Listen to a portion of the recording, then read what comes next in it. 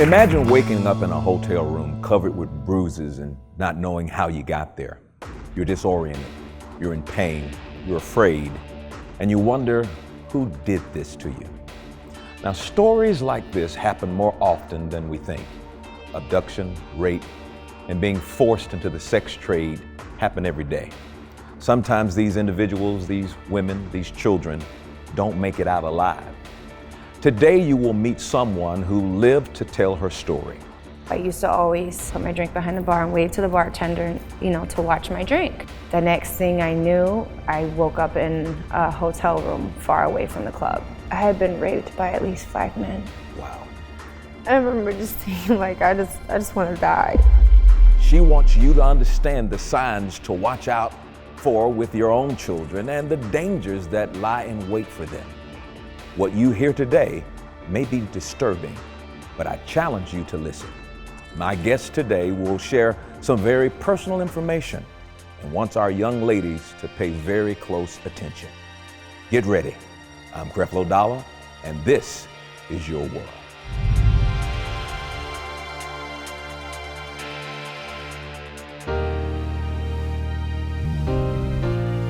Changing one life, time after time. Oh Lord, we do it all for you. Through the trials I see, I'll always believe a new life starts with me. Oh, change your world today. Change is gonna come your way. Change and get an understanding. His grace will transform you.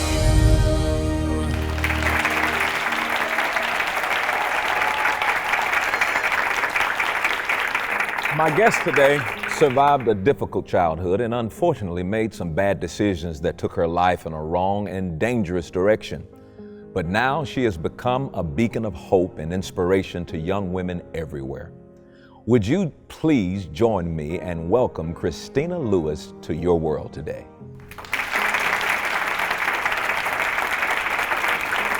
So good to see you.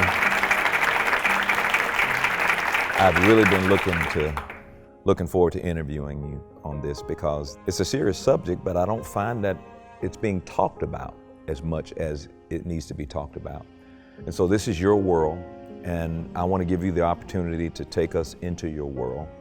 Walk us up to your home life and why you attempted suicide at age 12. Well, I was born in Fort Lauderdale. My mom, I never met my biological father. My mom remarried when I was about 7. I was pretty close with my stepdad. I always called him my dad because he was the only father figure I had. But he grew up in New York, so we ended up moving to New York with his family, and that's when things kind of shifted. Okay. He became abusive. He abused my mom. He abused me. I think that because of his upbringing, he didn't handle things properly, and so his way of handling things were with anger, and he will always apologize after and things like that, and I would forgive him. But I remember like riding the bus home and praying his truck wasn't in the driveway. I'd wake up in the morning and you'd hear stomping down the stairs, cupboards slamming, and it's like, what do we do now? Yeah. My sister would have to run to the neighbor's house to call the cops because my dad would break the phone, so we couldn't call the police. And even child services got involved, and they would have to come to the house, and we would have to play like everything was good. When I was 12, I ingested a whole bunch of pills. I was in the psychiatric ward for a week, and I remember him saying, like, are you happy now you got the attention you wanted? And returning to school and the teasing and everything, and people, joking about aspirin and pills and stuff like that. It was hard. It was really, really hard. So your emotional disposition at this time was what? Depressed? Yeah, I definitely. Suicidal? Yes. Hopelessness? Maybe not feeling significant? No, I had no worth. Yeah. I felt like I had no worth. Okay, yeah, and that's so very important because the background of where we're getting ready to go. I mean, we thank God the person you're hearing about now is not the same person sitting on the couch, but I really want you to see where she's come from, and this is really helping out a lot. Continue, ma'am. Yes. So After that, I was involved in sports, and I would always try to direct my attention into other things, to keep busy. I was a social butterfly. I was very outgoing. I did have a lot of friends. I even had I remember certain friends that couldn't come to my house because their parents knew how my dad was. And the things that he was very manipulative. He would say things like, if it wasn't for you guys, I'd go blow my head off, And I remember screaming things at him like, I hate you, I hope you die, awful, awful things. And he would say it back to me and like call my mom out her name and things like that. That's what I grew up with. So, I used to always say, as soon as I turn 18, I'm gone. I turned 18 in June. I graduated from high school 2 weeks later. And my parents went away for the weekend, and I wasn't allowed in the house when they weren't there. So while they were gone, I broke into the house. And I took all my stuff, and when they came back, I was gone, and they didn't know where I was. And I was staying with friends, and I was going from place to place. And I rebelled because it was so strict in the house growing up. I just cut loose. I was partying every day and just doing all kinds of reckless things, thinking I'm finally living life now. When I was 19, I had gotten pregnant. I have a son. He was about 18 months old. I had a friend I babysat for her. She worked in a club. She used to say, oh, you're pretty, you should come audition. And I'd be like, I'm not about that life, And I got into a bind. I'd bounced some checks. They were threatening to come arrest me. So she was like, well, just come hang out one day. You don't have to do anything, just come hang out and see what it's like. She's like, I work during the day, it's all the white-collared men come in, they tip very well, So one day I came in, I started drinking, and the next thing you know, I'm auditioning. Are people more motivated by the money you can make being a stripper in a club? Because most of the time when you hear people talk about it, it's like, no, I would never do that. But then they end up doing that. Absolutely. What's behind that? I think it's the money, and it's also, for me, it was the attention. Okay. Like I said, I struggled with self-worth. I was very, very skinny in high school. I got teased for being flat-chested and all these other things. I had a chipped tooth. I always felt ugly. So when all this stuff came with the money I was making and the attention that I was giving, and it was like the deception was, well, this is during the day. These are calm businessmen coming in. They're serving steak and lobster at lunchtime and stuff like that. So then I got greedy and I switched to nights. At night, it's a different crowd. It's a younger crowd. And you actually have to work harder at night than during the day because there's smaller tippers and things like that. One night I heard my name that I was on deck, which meant I was going to be going up. And so I used to always, put a napkin over my drink and put my drink behind the bar and wave to the bartender, to watch my drink. So I remember doing my set. The next thing I knew, I woke up in a hotel room far away from the club. This is a very well-organized business, sex trafficking. And I would imagine they have a marketing plan.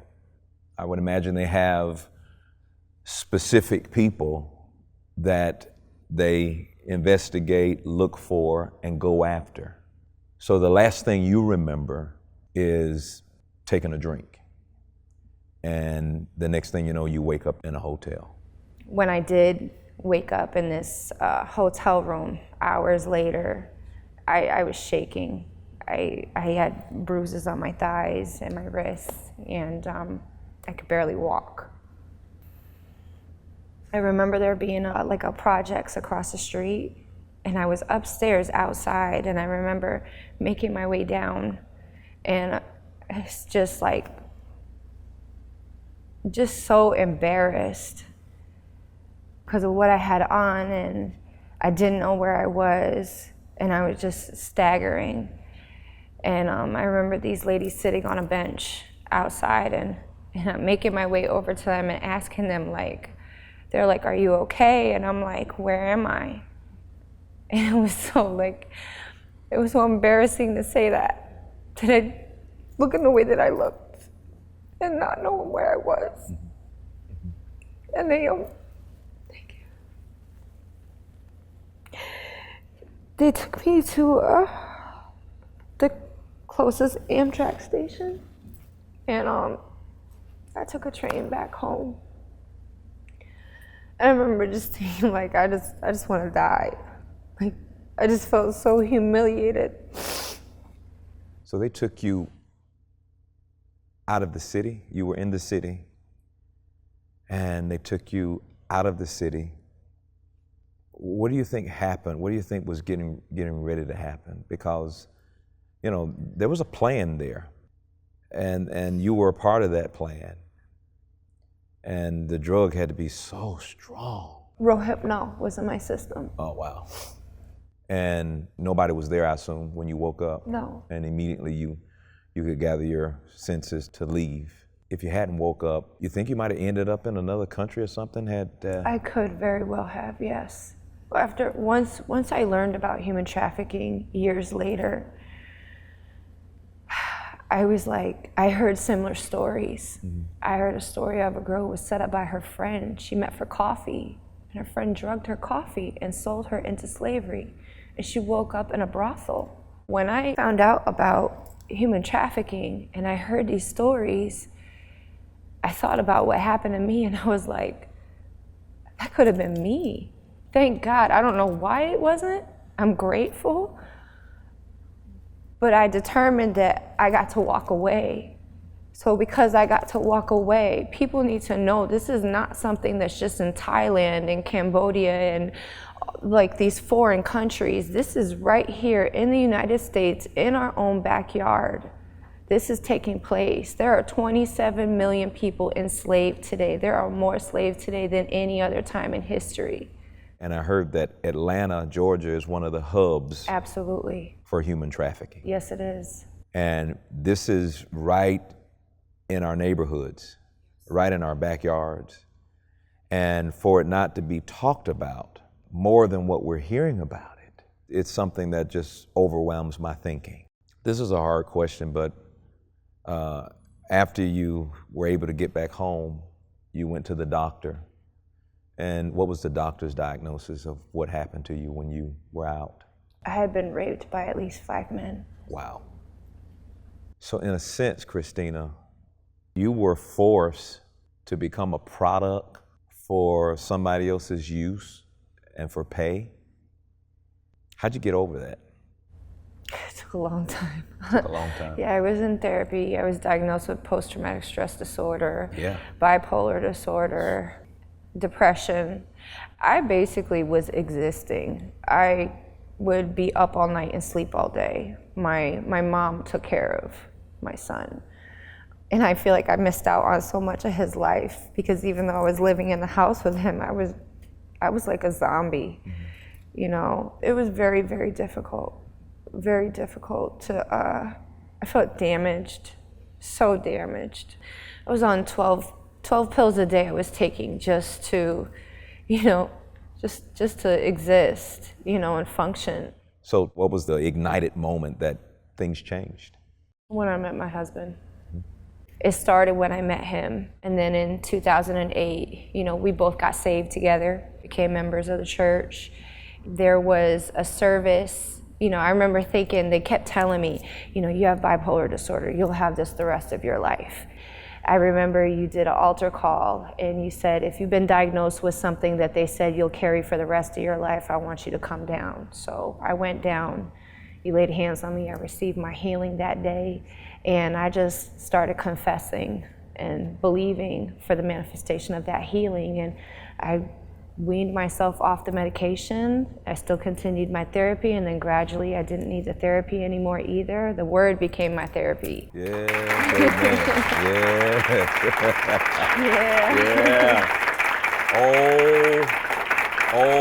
amen. I want to make sure you guys got that. The word became my therapy.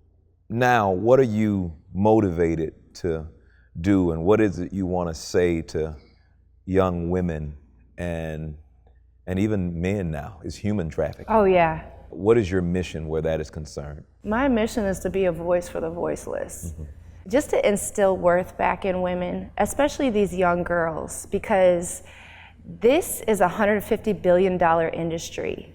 they watch and they prey on those that come from broken homes. They know they're getting teased in school. They know they have a hard life at home. A lot of them are being sexually abused at home. They run away and they fall into the arms of a pimp. And he'll spend a good year, it's called boyfriending, grooming her, you know, romancing her, investing in her to earn her trust, so that when he does flip her, she won't get away because she thinks he loves her. That's an investment here, and you know, we need to take a break right quick, but when we come back, we want to hear more about this setup. We'll be right back.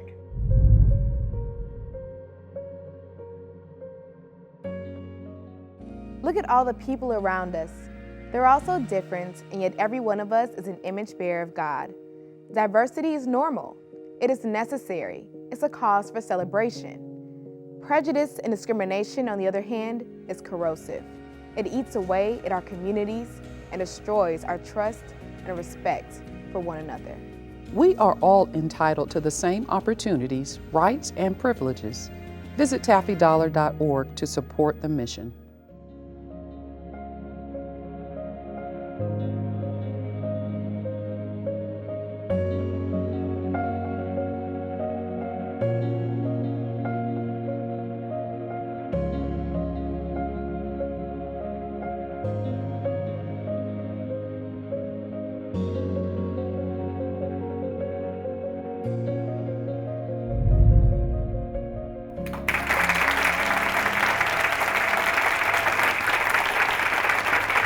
Welcome back.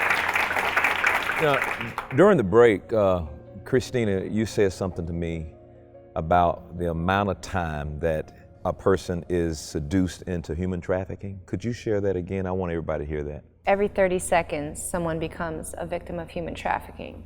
So this show is 30 minutes. 60 people. By the time this show is finished, 60 people will have become victims of human trafficking. They invest so much time into, you know, earning her trust, and even earning the family's trust, where they think this is a stand-up guy, you know, and then when that turn takes, it's almost hard to believe, like, no, he wouldn't do that. And the sad truth of it all is that these girls are servicing up to 40 men a day.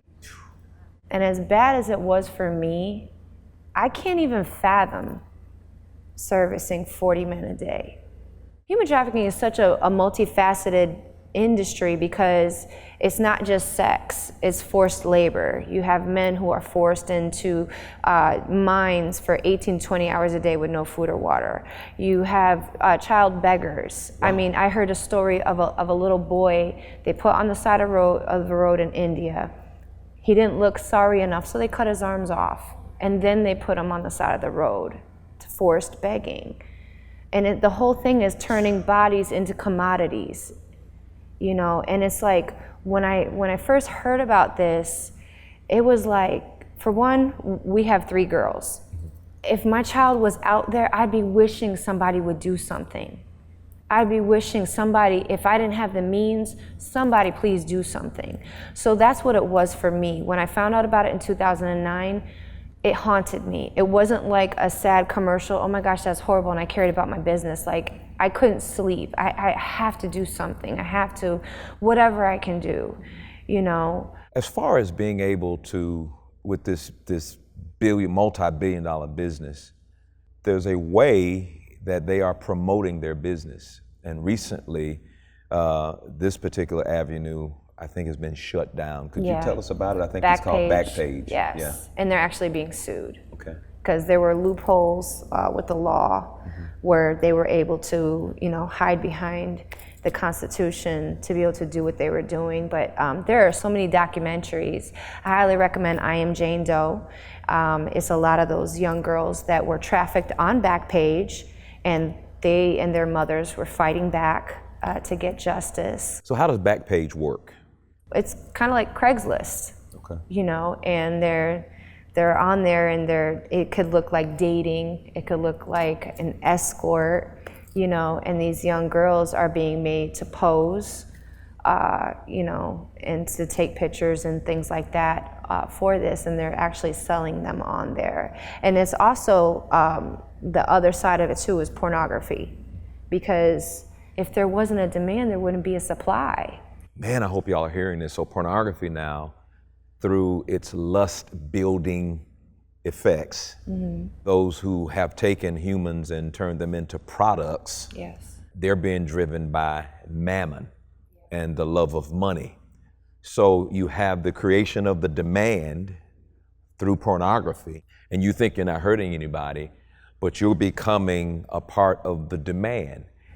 And how addicted you become to it will eventually lead you to the point where you may want to place an order yourself.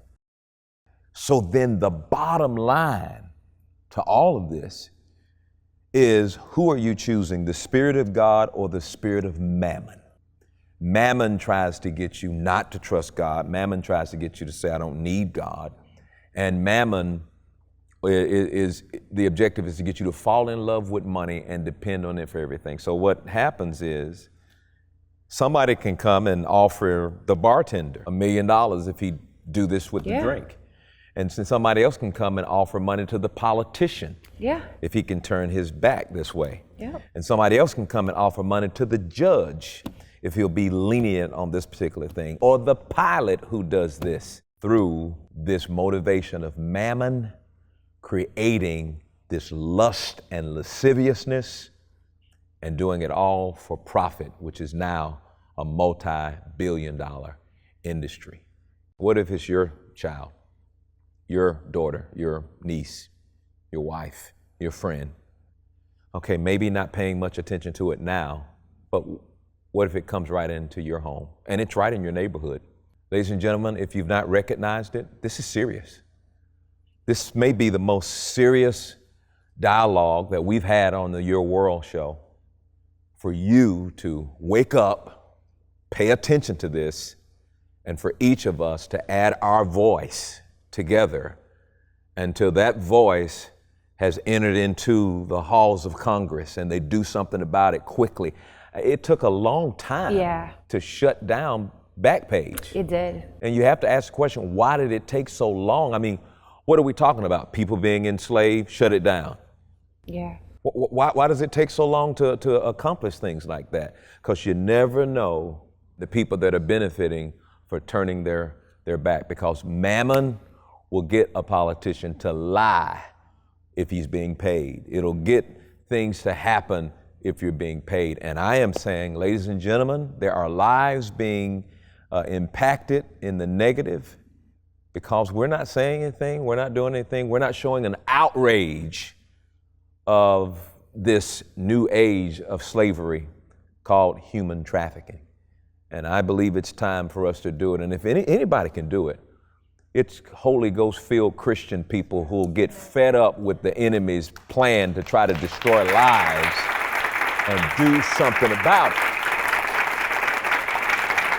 You know, our guest today was in one of the darkest places a person could be. But you know what? God saw her through. And He will do the same for you. If you are trapped in any type of dead-end lifestyle, it feels like there's no way out. Christina is a living testimony. There is a way out. And maybe today's program is your open door, your escape. You come out of that situation. Call out for God's grace. The Bible says, shout grace, grace, and that mountain will turn into a plain, into a plateau. He will see you through. Well, I hope you have been blessed by today's program. Would you help me thank Christina for being with us today on Your World? I'm so glad. God bless you. And listen, be sure to reach out to us online at yourworldwithcreflo.com and stay connected with me on Facebook, Instagram, and Twitter. I look forward to hearing from you and to hear your story. God bless you, and I'll see you next time right here on Your World.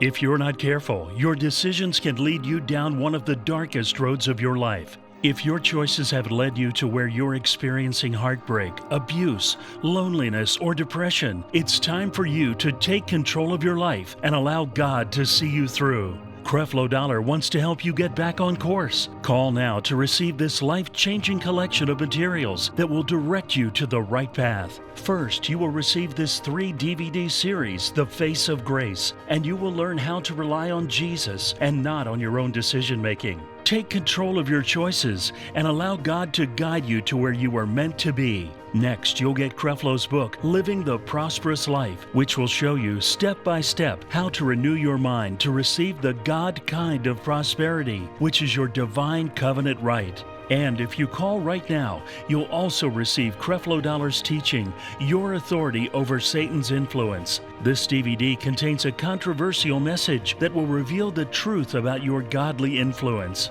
Don't let the enemy influence your choices, or you'll end up on a path to destruction. Let God have absolute authority over your life and overcome Satan's influence. Call right now to take control of your choices and step onto the pathway to heaven. With your love gift of only $40 or more, you will receive this entire collection designed to help lead you to a better life. Call right now to see instant effects. And as another bonus, you will also get the uncut interview on DVD from today's show. You only saw a small part of the interview between Creflo Dollar and Christina Lewis. Watch the entire counseling and learn how God's influence in her spiraling life led her to a path of happiness and prosperity, and how you can too.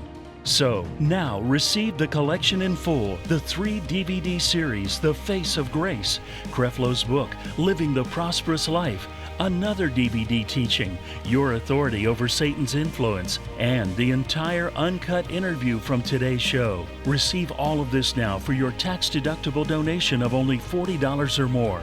Don't wait until you're on the wrong path to think about taking control. Make the choice to call right now to renew your mind and start your life on a new path. Call the number below right now.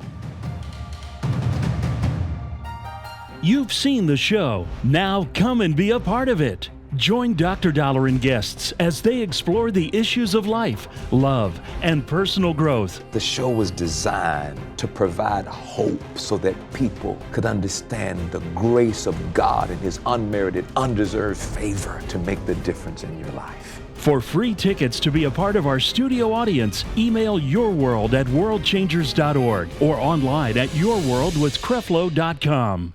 Your love and financial support makes it possible to bring this message into millions of homes all across the globe.